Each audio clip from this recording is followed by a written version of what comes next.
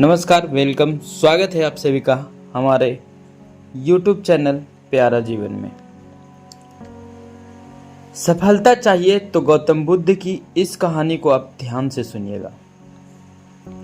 दोस्तों, गौतम बुद्ध की बहुत सी शिक्षाप्रद कहानियां आपने पढ़ी होगी, सुनी होगी।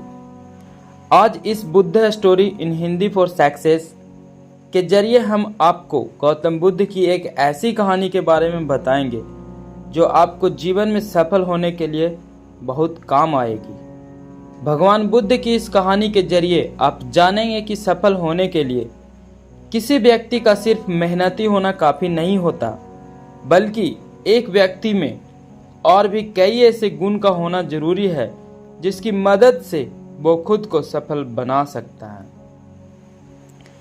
इस जीवन में हम सभी किसी न किसी काम में सफलता पाना चाहते हैं, लेकिन कई बार बहुत मेहनत करने के बाद भी हम सफलता नहीं मिल पाती है। ऐसा हम सभी के साथ होता ही है। कई बार हम असफल होने की वजह से काम को अधूरा छोड़ देते हैं और कई बार हम असफल होने के डर से ही किसी काम को शुरू ही नहीं कर पाते हैं।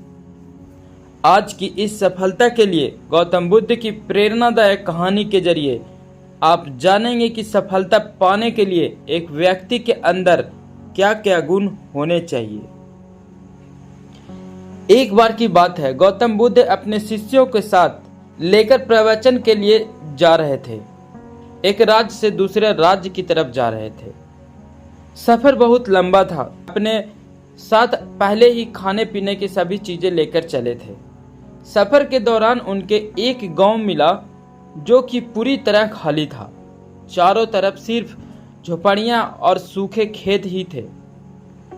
उसे देखकर ऐसा मालूम पड़ रहा था कि वहां के सभी लोग पानी की कमी के चलते अपना सब कुछ छोड़कर वहां से कहीं और चले गए हैं। उस गांव में एक छोटा सा कुआं भी खुदा था।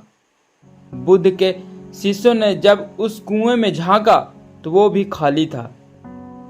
उस कुएं में सिवाय धूल के और कुछ नहीं था। अंधेरा भी होने का था। तो गौतम बुद्ध ने अपने शिष्यों को एक रात वहीं गुजारने को कहा। अगले दिन सुबह वो सभी गांव से निकलने लगे। वो लोग जैसे ही गांव से थोड़ी बाहर निकले तो उन्होंने देखा कि एक जगह पर बहुत सारे छोटे छोटे गड्ढे खुदे हुए हैं। वो थोड़ा और आगे बढ़े तो उन्होंने देखा कि वहां हर थोड़ी दूर पर वैसे ही सैकड़ों छोटे छोटे गड्ढे खुदे हुए हैं। गौतम बुद्ध भी ये सब देख रहे थे, लेकिन इस बारे में कुछ बोले नहीं। उनके शिष्यों के मन में यह सवाल आने लगा कि आखिर यहाँ इतने सारे गड्ढे क्यों बनाए हुए हैं? ऐसा क्या करने की वजह हो सकती है? अपने मन को शांत करने के लिए एक शिष्य ने अंततः गौतम बुद्ध से वहां बने गड्ढों के बारे में पूछ ही लिया। गौतम बुद्ध ने अपने शिष्यों को बताया, इस गांव की परिस्थिति देखकर पता चलता है कि इस गांव में कुछ समय पहले पानी सूख गया होगा और पानी की तलाश में ही यहाँ इतने सारे गड्ढे खोदे गए हैं।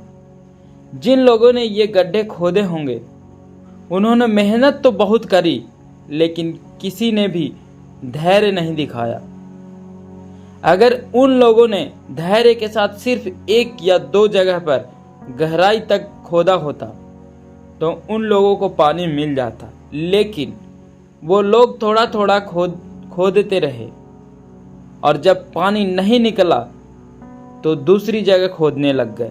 इस तरह उन्हें कहीं पर भी पानी नहीं मिला और उन्हें इस जगह को छोड़कर जाना पड़ा।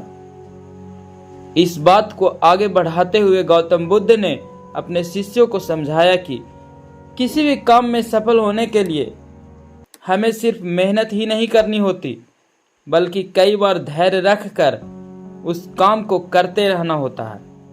जब मेहनत से सफलता नहीं मिलती है तो धैर्य काम आता है। जिस व्यक्ति के अंदर धैर्य होता है वो सफलता भी प्राप्त कर पाता है। असफल होने पर बार बार अपने कार्यों को बदलते रहना हमें सफलता से और दूर कर देता है। इसलिए किसी भी काम में अगर आप बहुत मेहनत करते हैं लेकिन सफल नहीं हो पाते तो थोड़ा धैर्य रखें। अगर आपका काम और लक्ष्य सही होगा तो सफलता जरूर मिलेगी।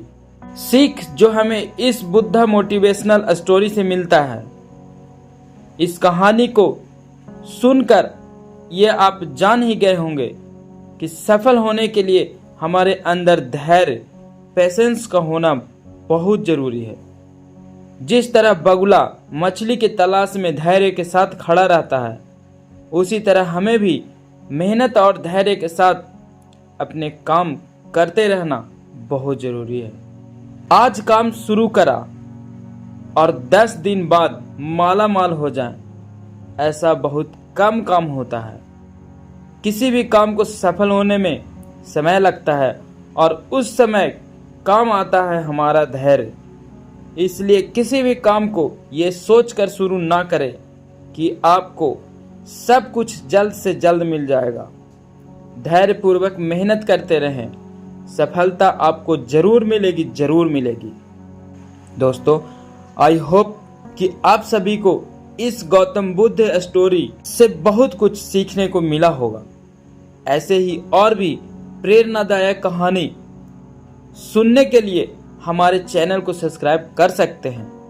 अगर आप हमारे चैनल पर पहली बार आए हैं तो चैनल को सब्सक्राइब जरूर करें और कहानी पसंद आई हो तो लाइक और शेयर करना ना भूलें। मिलते हैं और एक नई कहानी के साथ, तब तक के लिए धन्यवाद।